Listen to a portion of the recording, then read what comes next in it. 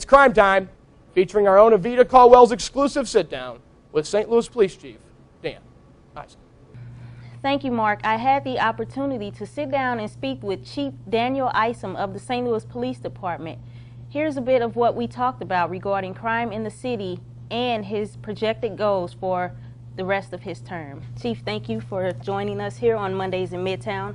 You recently were able to deliver some good news regarding the crime in the city. Would you care to share that with the SLU community? Yes, crime in the city of St. Louis is down year to date for 2010. This is the 4th year in a row that crime has gone down in the city of St. Louis, and we're very pleased with the numbers that we see this year.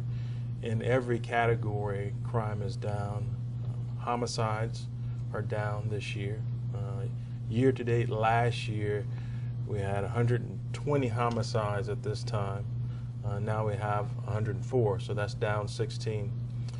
In terms of robberies in the city of St. Louis, those numbers are down 24%. Okay.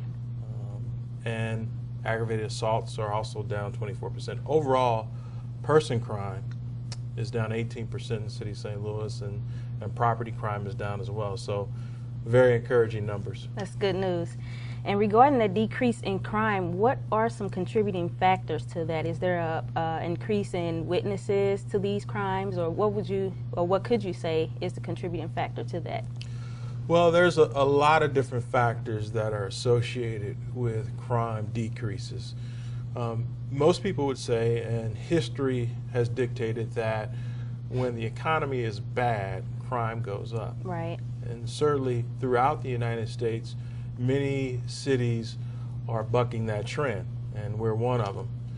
But I always say that police officers matter, and what we do matters. True. And so I do believe a part of the reason why crime is down is because of the work that we're doing in the St. Louis Police Department.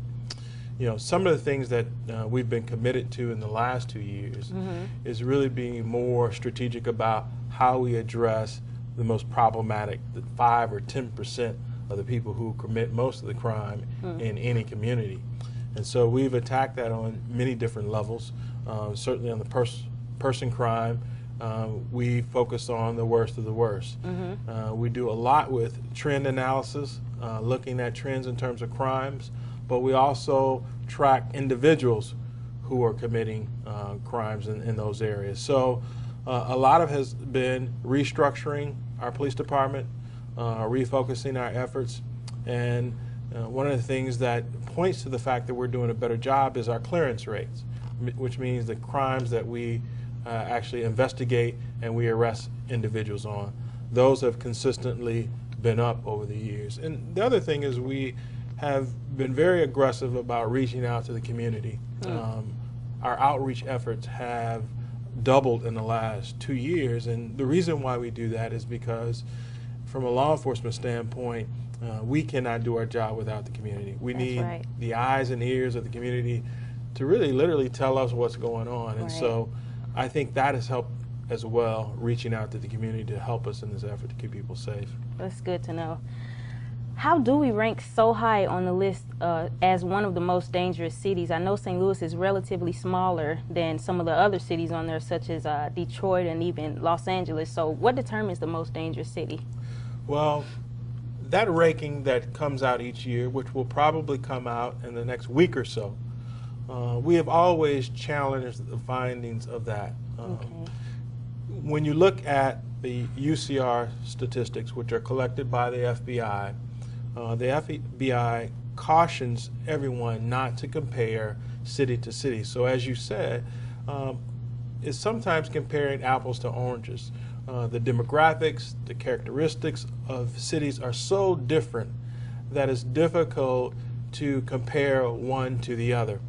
So you really can't rank based on UCR statistics. The other thing is that from the standpoint of how cities collect information, there is always a variation on how you collect crime statistics from city to city. So being able to compare cities is not something that's really possible. What I will say, though, is that crime has gone down 3 years, 4 years in a row at the end of this year, and that St. Louis is becoming a safer place. I've been an officer for 23 years, and I could point to 10 years ago when things were much worse in terms of violence in the city of St. Louis. So things are getting better, and hopefully that will continue. Well, that's good.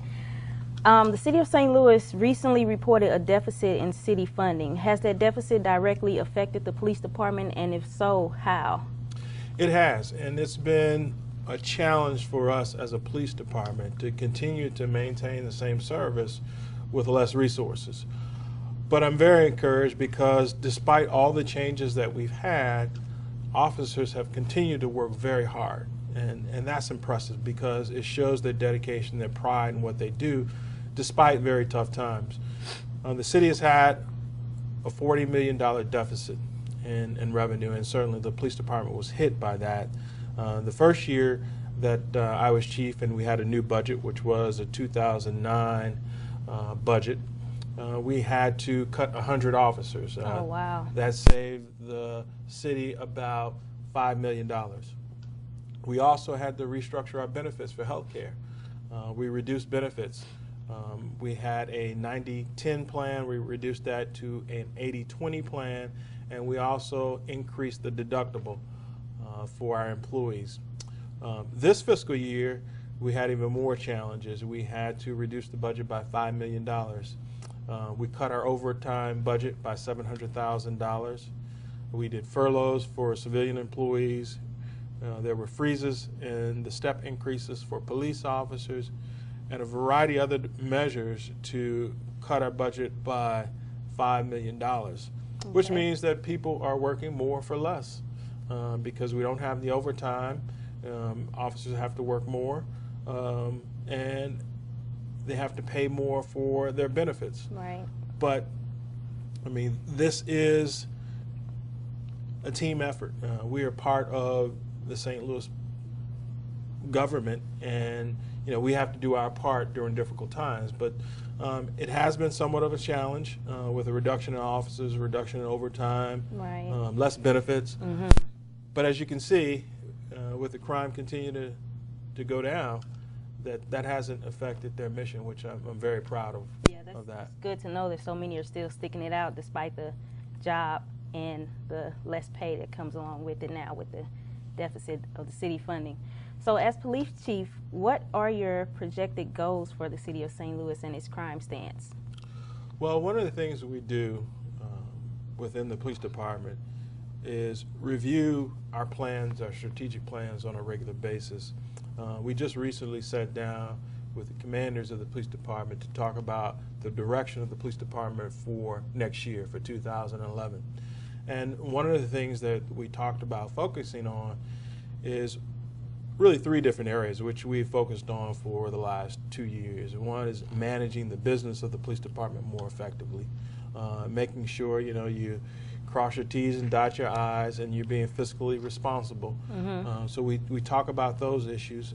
The second one is managing crime, and because that's what people really want us to do. They want us to take the resources and put it into effective and efficient ways of combating crime. And so a couple of things that we're really focusing on next year is our Problem Properties Initiative. When I go out to the community, many people talk about problems in their neighborhood or their blocks that are associated with 1 or 2 houses. This is the house where they're selling drugs, or this is the house where they're hanging out. Well, we have a really robust program with that, and we want to step that up. And so the effort is to make sure we engage those people with problem properties to change that behavior so it's better for the block and the neighborhood. And so we've initiated some training in that.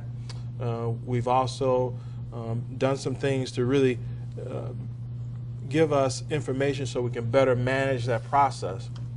So hopefully that's going to lead to better neighborhoods and better blocks as we deal with some of these problem properties. The other thing that we're focusing on next year are individuals who are those 5 and 10%ers. We're even focusing on those even more.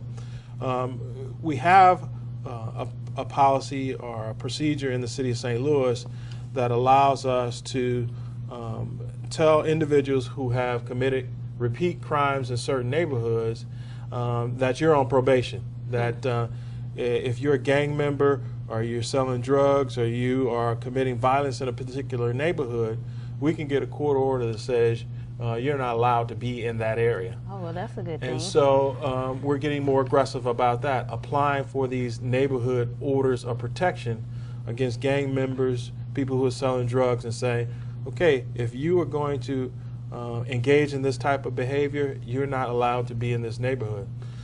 So we're getting a lot more aggressive with that. So those are two areas in crime that we're focusing on, in addition to the things that we've done for the last 2 years. And then finally, we are still working on our community outreach effort. Okay. We're trying to use social media a little bit more to engage the public. We just started a Twitter account where we're giving messages out about what's going on within the police department. Mm-hmm. And so those are kind of initiatives where we're reaching out to the community. We just had a partnership with the Consortium on Police Equity. They're going to do some work in the community to get some feedback from the community about how they feel about the services that we're giving. So it's a three-pronged approach that we're focusing on. I think it's going to be successful in 2011. Sounds like it will be. Before you go, would you mind mentioning some of the programs that citizens can participate in to fight against those 5% that may be causing a lot of the crime? I know there's a Citizen Service Bureau. And what are some other programs the department offers? Well, the most effective tool is that when you see something suspicious, when you think that something's wrong, usually a person's intuition is right. True. Call 911, call the police and say, give us a thorough description of what you think is going on, description of the person, and we'll respond. That's the best tool that law enforcement and the public have. In addition to that, there are some other programs that I think are very good.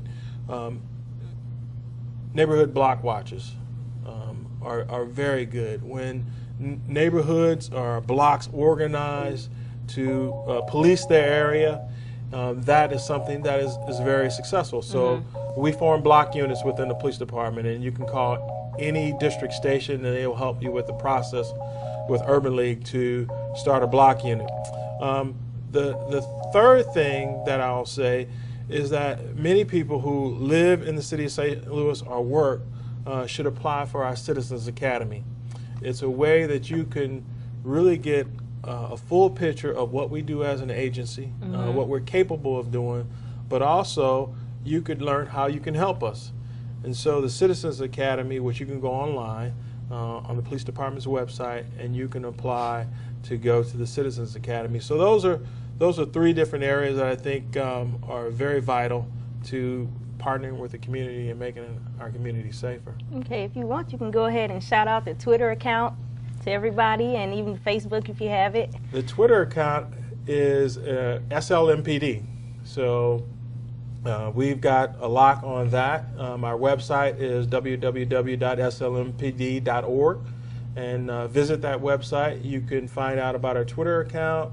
You can find out all about the police department, the Citizens Academy. It's a wealth of information for citizens who want to partner with the police department to make our community safer. Thanks, Chief. Thank you.